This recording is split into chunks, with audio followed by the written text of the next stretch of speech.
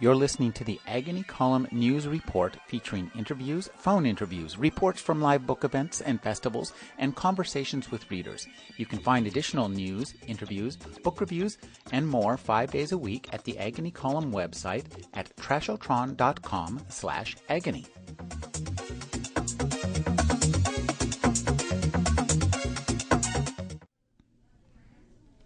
I'm speaking with Robert J. Sawyer.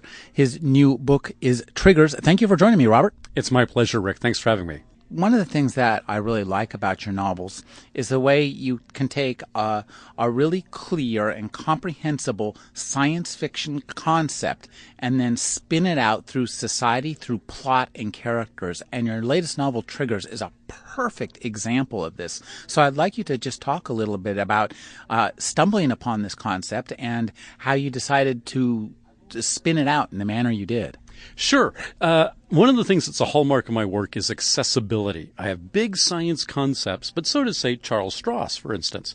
But I want to have people who've never before read science fiction be comfortable reading my books, as well as habitual readers of the genre still enjoying it. So I'm not, lowest common denominator, but I want to be in accessible style. And that does mean you take one big idea. You don't overwhelm the reader with 20 or 30 bizarre concepts. You take one idea and you just shake it and stir it and wring everything you can out of that central notion until the whole thing has been explored. And for Triggers, actually, I'll tell you very mercenarily, Triggers started because I'd had a great success with my novel Flash Forward. It became a TV series on ABC, and I was looking for another high concept, big idea that was as easy to explain as Flash Forward. Flash Forward, everybody on Earth blacks out for 2 minutes. Those who survive have had visions of the future. Triggers, a select group of people end up discovering that one can read the memories of the next in the chain, so that A can read B, B can read C, but it's not reciprocal. It doesn't go backwards. And what would it be like to have access to somebody else's memories? That might be cool. You know their PIN numbers for their bank accounts. You know all kinds of gossip about them. But wait a second. Somebody else has access to you. How do you feel reading forward and being read from behind? And that was what Triggers was all about.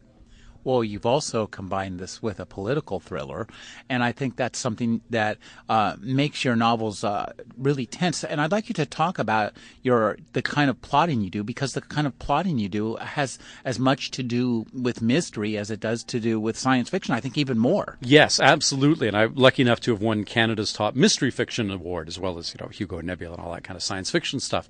To me, it makes no sense. Sample complete. Ready to continue?